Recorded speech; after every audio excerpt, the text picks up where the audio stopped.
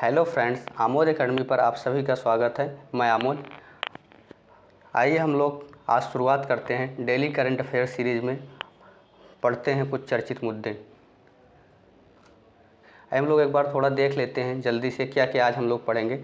पहली न्यूज़ है, Adani new industries limited ने दुनिया की सबसे ऊंची पवन टरबाइन स्थापित की। दूसरी खबर है, शुभ्रकांत पांडा को फिक्की का अध्यक्ष नियुक्त किया गया है। तीसरी खबर है, प्रोफेसर किशोर कुमार बासा को राष्ट्रीय स्मारक प्राधिकरण का अध्यक्ष नियुक्त किया गया है। चौथी खबर है, रॉयल ऑस्ट्रेलियाई नेवी और भारतीय नौसेना ने बंगाल की खाड़ी में समुद्र भागीदारी अभ्यास किया।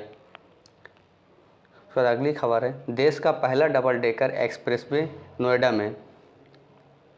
पक्षियों की पहली बार गणना नागालैंड में की गई। एक कैलेंडर वर्ष में 1000 टी20 रन बनाने वाले पहले भारतीय बल्लेबाज बने सूर्य कुमार यादव। आइए हम लोग इसी के बारे में आज डिटेल पढ़ते हैं और कुछ वन लाइनर भी करंट अफेयर्स देखेंगे। पहली न्यूज़ थी, अडानी न्यू इंडस्ट्रीज लिमिटेड ने दुनिया की सबसे ऊंची पवन टरबाइन स्थापित की है।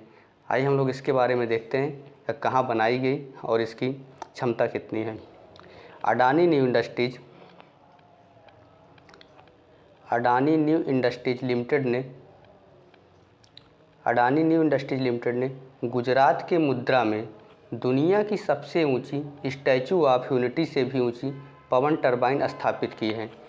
यानी जो है अडानी न्यू इंडस्ट्रीज लिमिटेड ने, किसने? अडानी न्यू इंडस्ट्रीज लिमिटेड ने गुजरात के मुद्रा में, कहाँ पर? गुजरात के मुद्रा में दुनिया की सबसे ऊंची स्टैचू ऑफ यूनिटी से भी ऊंची पवन टरबाइन स्थापित की है। यानी अडानी न्यू इंडस्ट्रीज लिमिटेड ने गुजरात के मुद्रा में दुनिया की सबसे ऊंची स्टैचू ऑफ यूनिटी से भी ऊंची पवन टरबाइन स्थापित की है।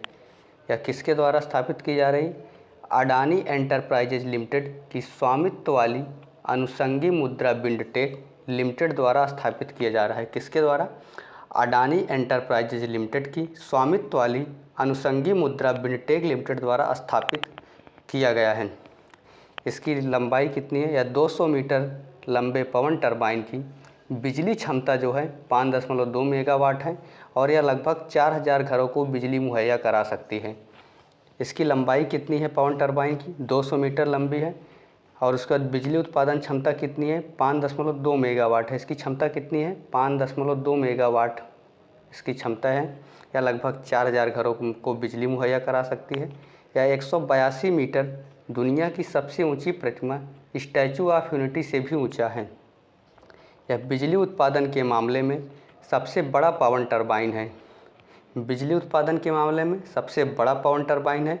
इसका रोटर व्यास कितना है? 160 मीटर है और पवन टरबाइन जनरेटर की हब ऊंचाई 120 मीटर है, जो 40 मंजिला इमारत के बराबर है। आइए हम लोग अगली खबर देखते हैं। यानी शुभ्रकांत पांडा को फिक्की का अध्यक्ष नियुक्त किया गया है। यानी फिक्की का अध्यक्ष किसे नियुक्त किया गया है? शुभ्रकांत पांडा को नियुक्त किया गया है। हम लोग इसके बारे में डिटेल में देखते हैं। Federation of India chambers and commerce and industry, यानी फिक्की का फुल फॉर्म क्या है? Federation of Indian chambers of commerce and industry. FICCI का फुल फॉर्म क्या है? Federation of Indian chambers of commerce and industry जो है फिक्की का फुल फॉर्म है। और शुभ्रकांत पांडा को अध्यक्ष नियुक्त किया गया है। किसे नियुक्त किया गया है? शुभ्रकांत पांडा को फिक्की का नया अध्यक्ष नियुक्त किया गया है। Indian metals and ferro alloys limited के प्रबंध निदेशक पांडा वर्तमान में फिक्की के वरिष्ठ उपाध्यक्ष के रूप में कार्यरत हैं। यानी जो शुभ्रकांत पांडा हैं यह वर्तमान में फिक्की के वरिष्ठ उपाध्यक्ष के रूप में भी कार्यरत हैं। पांडा जो है 16 से 17 दिसंबर को होने वाली 95वीं एजीएम के समापन पर शीर्ष चैम्बर के अध्यक्ष के रूप में संजीव मेहता का स्थान लेंगे। किसका स्थान लेंगे? संजीव मेहता का स्थान लेंगे। पांडा 2 दशक से फिक्की में सक्रिय हैं। वह या जो है शुभ्रकांत पांडा जो है फिक्की उड़ीसा राज्य परिषद के पहले अध्यक्ष थे। यानी जो शुभ्रकांत पांडा हैं या फिक्की उड़ीसा राज्य परिषद के, कहाँ के? फिक्की उड़ीसा राज्य परिषद के पहले अध्यक्ष थे।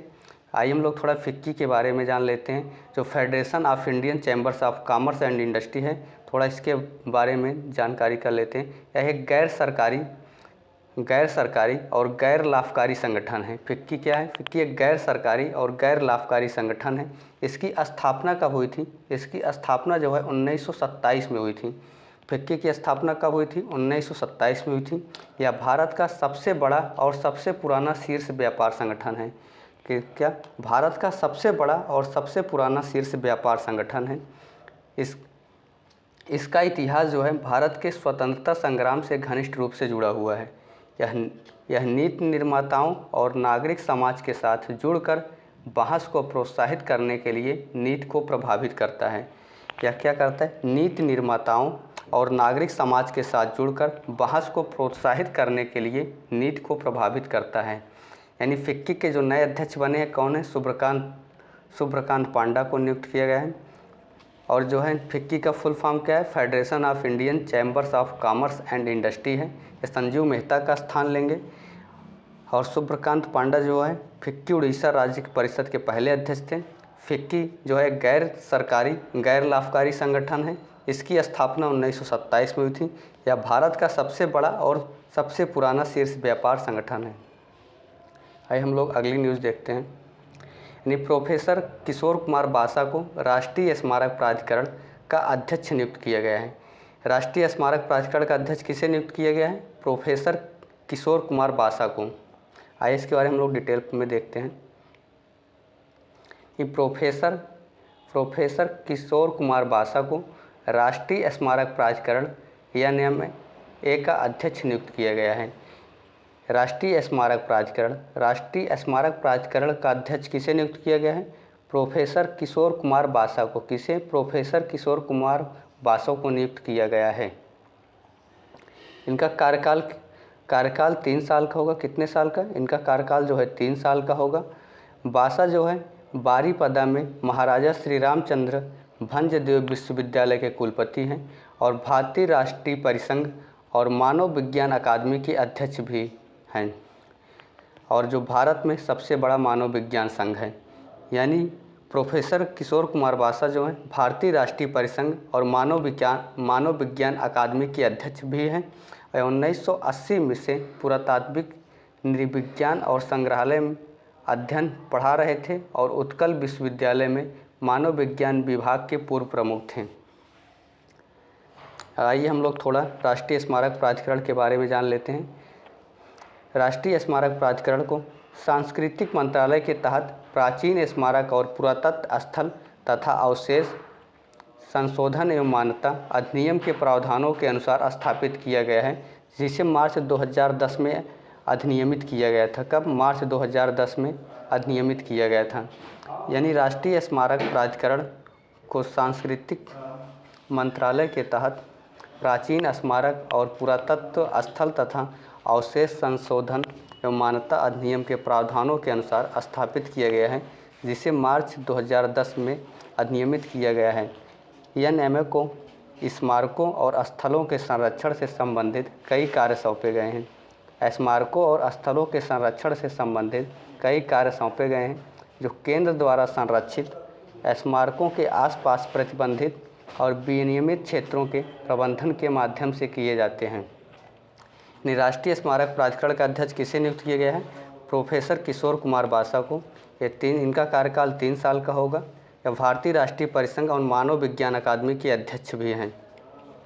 और राष्ट्रीय स्मारक प्राधिकरण जो है सांस्कृतिक मंत्रालय के तहत प्राचीन स्मारक और पुरातत्व स्थल तथा अवशेष अधिनियम के प्रावधानों के अनुसार स्थापित किए गए, जिसे मार्च 2010 में अधिनियमित किया गया था। हम लोग अगली न्यूज़ देखते हैं। अगली न्यूज़ है रॉयल ऑस्ट्रेलियाई नेवी और भारतीय नौसेना ने बंगाल की खाड़ी में समुद्री भागीदारी अभ्यास किया। किसने? रॉयल ऑस्ट्रेलियाई नेवी और भारतीय नौसेना ने बंगाल की खाड़ी में समुद्री भागीदारी अभ्यास किया। आइए हम लोग इसके बारे में डिटेल देखते हैं। बंगाल की खाड़ी में रॉयल ऑस्ट्रेलियाई नेवी के HMAS एडिलेड और HMAS अंजाक जहाज़ों, भारतीय नौसेना के जुलासा और कवास्ती जहाज़ों के साथ उनसे जुड़े हेलीकॉप्टरों का समुद्री भागीदारी अभ्यास किया गया। यानी बंगाल की खाड़ी में ऑस्ट्रेलियाई नेवी के HMAS एडिलेड और HMAS अंजाक जहाज़ों, भारतीय नौसेना के जुलासा और कवस्ती जहाज़ों के साथ उनसे जुड़े हेलीकॉप्टरों का समुद्री भागीदारी अभ्यास किया गया। सामरिक दांवपेच, हेलीकॉप्टर लैंडिंग, जल तथा स्थल पर ऑपरेशन समेत इस अभ्यास से भारतीय इंडियन नेवी और रॉयल ऑस्ट्रेलियाई नेवी के बीच उच्च श्रेणी की अंतर सक्रियता का पता चलता है। यानी सामरिक दांवपेच, हेलीकॉप्टर लैंडिंग और जल तथा स्थल पर ऑपरेशन समेत इस विभाग से भारतीय इंडियन नेवी और रॉयल ऑस्ट्रेलियाई नेवी के बीच उच्च श्रेणी की अंतर सक्रियता का पता चलता है। रॉयल ऑस्ट्रेलियाई नेवी के HMAS एडिलेड और HMAS अंजाक जहाज़ 30 अक्टूबर और 1 नवंबर को विशाखापत्तनम गए। यह अभ्यास जो है ऑस्ट्रेलिया के भारत प्रशांत प्रयास 2022 का अंग था। ऑस्ट्रेलियाई रक्षा बलों की पूर्वी नौसेना कमान ने मेज़बानी की। भारतीय नौसेना की पूर्वी फ्लीट के जहाज़ों और भारतीय वायुसेना के जवानों और अधिकारियों ने विभिन्न संयुक्त गतिविधियों में भाग लिया। बंदरगाह पर अनुभव साझा करने, संयुक्त योजना गतिविधियों, मैत्रीपूर्ण खेल आदान प्रदान समेत विभिन्न पेशेवर पारस्परिक विचार शामिल थे। आइए हम लोग अगली न्यूज़ देखते हैं। यानी देश का पहला डबल डेकर एक्सप्रेस वे क्या है? देश का पहला डबल डेकर एक्सप्रेस वे, आइए हम लोग इसके बारे में जानते हैं। यह है जो है Noida greater Noida express way पर 2000 करोड़ रुपए की लागत से एक नया एलिवेटेड एक्सप्रेस वे बनाए जाने की तैयारी है। यह देश का पहला डबल डेकर एक्सप्रेस वे होगा। क्या देश का पहला डबल डेकर एक्सप्रेस वे होगा? एलिवेटेड एक्सप्रेस वे 6 लेन या 8 लेन का बनाया जाएगा, या कितने लेन का होगा? 6 लेन या 8 लेन का होगा।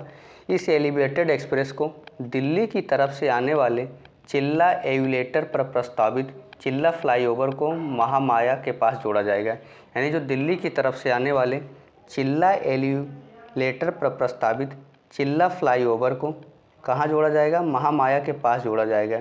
चिल्ला फ्लाईओवर को महामाया के पास जोड़ा जाएगा। एलिवेटेड एक्सप्रेस पर DND चिल्ला कालिंदी कुंज की ओर से जेवर अंतर्राष्ट्रीय हवाई अड्डा, आगरा व लखनऊ की ओर से आने वाले वाहनों को सीधे यमुना एक्सप्रेसवे पर कनेक्टिविटी मिलेगी। यानी जो यह एलिवेटेड एक्सप्रेसवे है या DND चिल्ला कालिंदी कुंज की ओर से जेवर अंतर्राष्ट्रीय हवाई अड्डा, आगरा व लखनऊ की ओर से आने जाने वाले वाहनों को सीधे यमुना एक्सप्रेसवे से कनेक्टिविटी मिलेगी। 1 किलोमीटर में एलिवेटेड रोड तैयार करने में करीब 100 करोड़ रुपए का खर्च आता है। कितना? 1 किलोमीटर एलिवेटेड रोड तैयार करने में करीब 100 करोड़ रुपए का खर्च आता है। इस परियोजना की अनुमानित लागत कितनी है? 2000 करोड़ रुपए है। इस परियोजना की अनुमानित लागत कितनी है? 2000 करोड़ रुपए है। ग्रेटर नोएडा को यानी ग्रेटर नोएडा को आपस में जोड़ने के लिए 20 वर्ष पहले सिर्फ दादरी सूरजपुर छलेरी ले रोड ही था। यानी ग्रेटर नोएडा को आपस में जोड़ने के लिए 20 वर्ष पहले सिर्फ दादरी सूरजपुर छलेरा ले रोड ही था। दोनों शहरों को आपस में जोड़ने के लिए नोएडा ग्रेटर नोएडा एक्सप्रेसवे 6 लेन बनाया गया है, जो 24.53 किलोमीटर लंबा है। कितना? 24.53 किलोमीटर लंबा है। यह वर्ष 2002 में शुरू हुआ था। कब शुरू हुआ था? वर्ष 2002 में शुरू हुआ था। इसे बनाने के लिए 400 करोड़ रुपए खर्च हुए थे। कितने खर्च हुए थे? 400 करोड़ रुपए। यानी ग्रेटर नोएडा एक्सप्रेसवे पर 2000 करोड़ रुपए की लागत से, कितना? 2000 करोड़ रुपए की लागत से एक नया एलिवेटेड एक्सप्रेसवे बनाए जाने की तैयारी है। यह देश का पहला डबल डेकर एक्सप्रेसवे होगा। क्या होगा? देश का पहला डबल डेकर एक्सप्रेसवे होगा। यह एलिवेटेड एक्सप्रेस जो है कितने लेन का होगा? 6 लेन या 8 लेन का होगा। कितने लेन का? 6 लेन या 8 लेन का होगा। और दिल्ली की तरफ से आने वाले चिल्ला एलिवेटर पर प्रस्तावित चिल्ला फ्लाईओवर को महामाया के पास जोड़ा जाएगा। कहाँ जोड़ा जाएगा? महामाया के पास जोड़ा जाएगा और 1 किलोमीटर एलिवेटेड रोड तैयार करने में करीब 100 करोड़ रुपए का खर्च आता है। आइए हम लोग अगली न्यूज़ देखते हैं। अगली न्यूज़ है पक्षियों की पहली बार गणना नागालैंड में, यानी कि पक्षियों की पहली बार गणना कहाँ की गई? नागालैंड में की गई। आइए हम लोग इसके बारे में डिटेल देखते हैं। नागालैंड राज्य जो है नागालैंड राज्य जो है पक्षियों की सूची के लिए 4 से 7 नवंबर 2022 तक 4 दिवसीय दस्तावेजीकरण कार्यक्रम तोखू इमोंग बर्ड रहा है। तोखू इमोंग बर्ड काउंट रहा है का आयोजन कर रहा है। यानी नागालैंड राज्य में पक्षियों की सूची के लिए 4 से 7 नवंबर 2022 तक 4 दिवसीय दस्तावेजीकरण कार्यक्रम तोखू इमोंग बर्ड काउंट का आयोजन कर रहा है। यह आयोजन कौन कर रहा है? ओखा वन प्रभाग, नागालैंड वन प्रबंधन परियोजना की मंडल प्रबंधन इकाई और बर्ड काउंट इंडिया के सहयोग से किया जा रहा है। इसका आयोजन कौन कर रहा है? ओखा वन प्रभाग नागालैंड वन प्रबंधन परियोजना की मंडल प्रबंधन इकाई और बर्ड काउंट इंडिया के सहयोग से किया जा रहा है। यानी जो तोखू इमोंग बर्ड काउंट है, जिसे शॉर्टकट में हम TEBC बोलते हैं, तोखू इमोंग बर्ड काउंट, यह पहली पहल है जहां समुदाय को पक्षियों के साथ त्यौहार मनाने के लिए प्रोत्साहित किया जा रहा है। यानी तोखू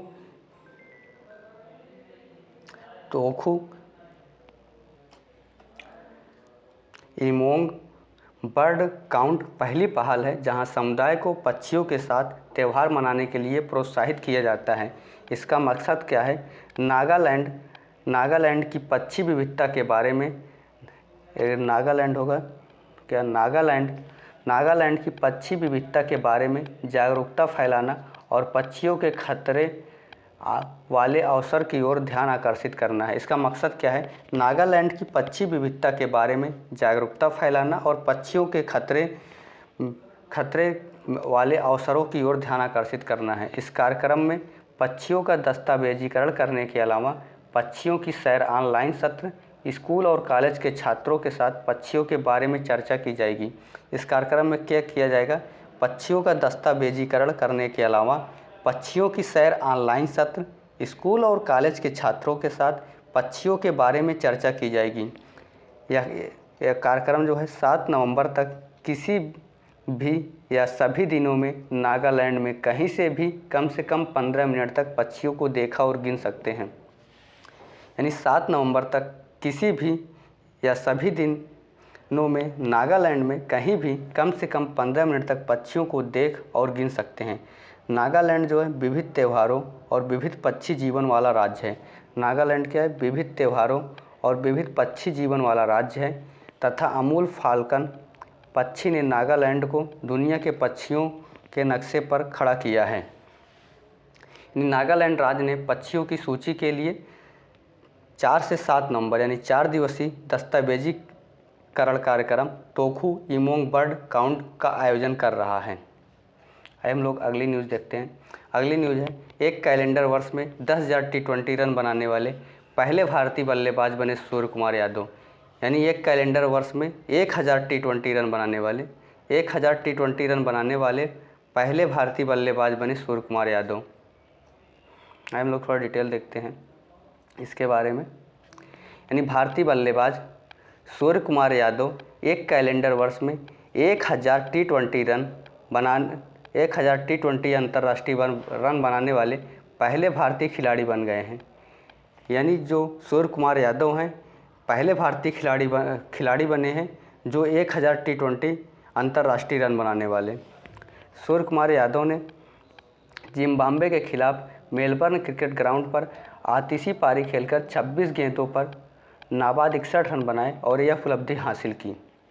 इस साल 28 पारियों में सूर्य कुमार यादव ने 44.60 की औसत से 1026 रन बनाए हैं। साल 2022 में 117 के सर्वश्रेष्ठ स्कोर के साथ उनके बल्ले से 1 शतक और 9 अर्धशतक भी हैं। यानी 2022 में सूर्य कुमार यादव 117 के सर्वश्रेष्ठ स्कोर के साथ 1 शतक और 9 अर्धशतक भी हैं। ये इनका स्ट्राइक रेट कितना है, 186.24 की स्ट्राइक रेट से इन्होंने रन बनाए हैं। और एक कैलेंडर वर्ष में 1000 रन बनाने वाले T20 अंतर्राष्ट्रीय इतिहास के केवल दूसरे खिलाड़ी हैं सूर्य कुमार यादव। और पाकिस्तान के विकेट कीपर बल्लेबाज मोहम्मद रिजवान ने 173.66 की औसत से 1326 रन बनाए थे। यानी एक अंतर्राष्ट्रीय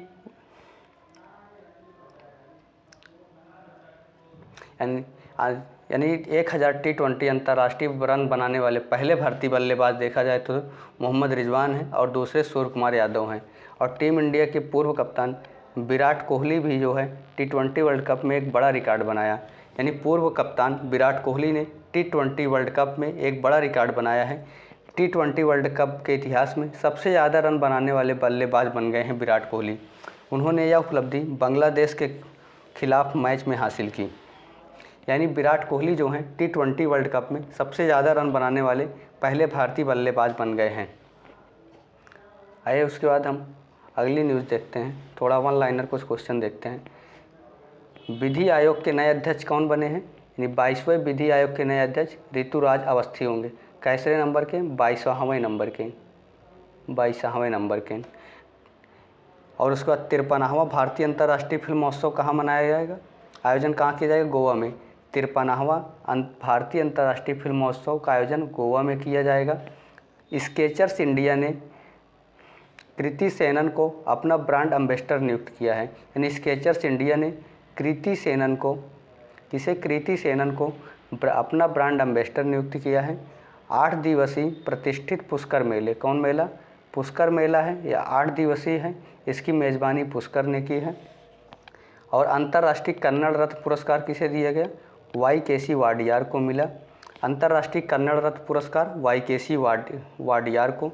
हरियाणा राज्य सरकार ने TOFI कार्यक्रम की शुरुआत की है। यानी हरियाणा राज्य सरकार ने TOFI कार्यक्रम शुरू किया है।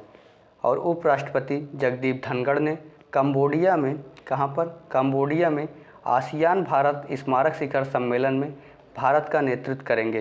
यानी उपराष्ट्रपति जगदीप धनखड़ कंबोडिया में आसियान भारत स्मारक शिखर सम्मेलन में भारत का नेतृत्व करेंगे। और उत्तर प्रदेश सरकार ने मथुरा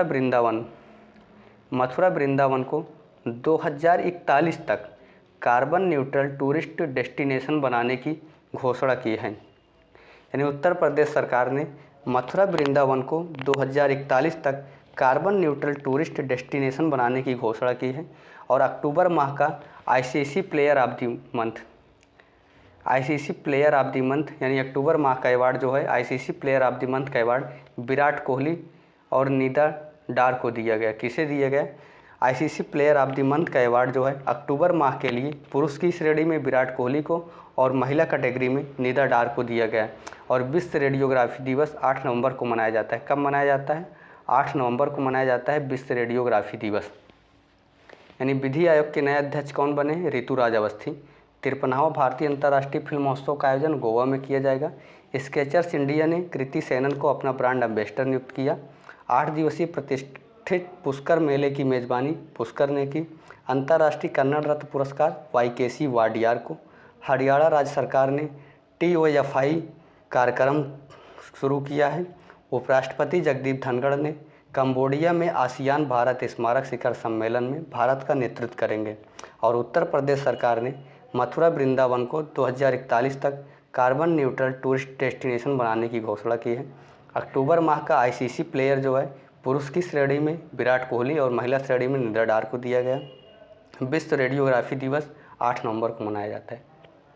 आइए हम लोग एक बार जल्दी से रिवाइज कर लेते हैं आज हम लोगों ने क्या क्या पढ़ा। पहली खबर थी अडानी ने न्यू इंडस्ट्री लिमिटेड ने दुनिया की सबसे ऊंची पवन टरबाइन स्थापित की। यानी अडानी न्यू इंडस्ट्रीज लिमिटेड ने दुनिया की सबसे ऊंची पवन टरबाइन स्थापित की। या कहाँ स्थापित की है? गुजरात के मुद्रा में स्थापित की है, जिसकी बिजली उत्पादन क्षमता जो है 5.2 मेगावाट है। और यह जो है स्टैचू ऑफ यूनिटी से भी ऊंचा है। अगली न्यूज़ है शुभ्रकांत पांडा को फिक्की का नया अध्यक्ष नियुक्त किया गया है। यानी फिक्की का नया अध्यक्ष किसे बनाया गया है? शुभ्रकांत पांडा को। फिक्की का फुल फॉर्म है federation of Indian chambers of commerce and industry. और उसके बाद फिक्की जो है एक गैर सरकारी गैर लाभकारी संगठन है। इसकी स्थापना 1927 में हुई थी। यह भारत का सबसे बड़ा और सबसे पुराना शीर्ष व्यापार संगठन है। अगली न्यूज़ है, प्रोफेसर किशोर कुमार बासा को राष्ट्रीय स्मारक प्राधिकरण का अध्यक्ष नियुक्त किया गया है। यानी राष्ट्रीय स्मारक प्राधिकरण का अध्यक्ष किसे नियुक्त किया गया है? प्रोफेसर किशोर कुमार बासा को। इनका कार्यकाल 3 साल का होगा। उसके बाद रॉयल ऑस्ट्रेलियाई नेवी और भारतीय नौसेना ने बंगाल की खाड़ी में समुद्री भागीदारी अभ्यास किया। रॉयल ऑस्ट्रेलियाई नेवी और भारतीय नौसेना ने बंगाल की खाड़ी में समुद्री भागीदारी अभ्यास किया। देश का पहला डबल डेकर एक्सप्रेसवे नोएडा में बनाया जाएगा। यानी नोएडा ग्रेटर नोएडा पर 2000 करोड़ रुपए की लागत से, कितना? 2000 करोड़ रुपए की लागत से एक नया एलिवेटेड एक्सप्रेसवे बनाया जाएगा। यह देश का पहला डबल डेकर एक्सप्रेसवे होगा। 6 लेन या 8 लेन का होगा। इसकी लंबाई 24.53 किलोमीटर होगी। अगली न्यूज़ है, पक्षियों की पहली बार गणना नागालैंड में की गई। यानी नागालैंड राज्य में पक्षियों की सूची के लिए 4 से 7 नवंबर यानी 4 दिवसीय दस्तावेजी कार्यक्रम तोखू इमोंग बर्ड काउंट का आयोजन किया गया। इसका आयोजन किसने किया? ओखा वन विभाग, नागालैंड वन प्रबंधन परियोजना की मंडल प्रबंधन इकाई और बर्ड काउंट इंडिया के सहयोग से किया गया। और तोखू इमोंग बर्ड काउंट पहली पहल है जहां समुदाय के पक्षियों के साथ त्यौहार मनाने के लिए प्रोत्साहित किया जाता है। और एक कैलेंडर वर्ष में 1000 T20 रन बनाने वाले पहले भारतीय बल्लेबाज बने सूर्य कुमार यादव। और विधि आयोग के नए अध्यक्ष ऋतुराज अवस्थी हैं। 53वां भारतीय अंतर्राष्ट्रीय फिल्म महोत्सव का आयोजन गोवा में किया गया। स्केचर्स इंडिया ने कृति सेनन को ब्रांड एम्बेसडर नियुक्त किया। 8 दिवसीय प्रतिष्ठित पुष्कर मेले की मेज़बानी पुष्कर ने की। अंतर्राष्ट्रीय कन्नड़ रत्न पुरस्कार YKC वाडियार ने। हरियाणा राज्य सरकार ने TOFI कार्यक्रम शुरू किया। और उपराष्ट्रपति जगदीप धनखड़ जो हैं कंबोडिया में आसियान भारत स्मारक शिखर सम्मेलन में भारत का नेतृत्व करेंगे। उत्तर प्रदेश सरकार ने मथुरा वृंदावन को 2041 तक कार्बन न्यूट्रल टूरिस्ट डेस्टिनेशन बनाने की घोषणा की है। अक्टूबर माह का ICC player of the month पुरुष की श्रेणी में विराट कोहली और महिला श्रेणी में नीरा डार को दिया गया। और विश्व रेडियोग्राफी दिवस 8 नवंबर को मनाया गया। अगर वीडियो अच्छा लगा हो तो लाइक, शेयर और सब्सक्राइब जरूर करिएगा। Thanks for watching this channel.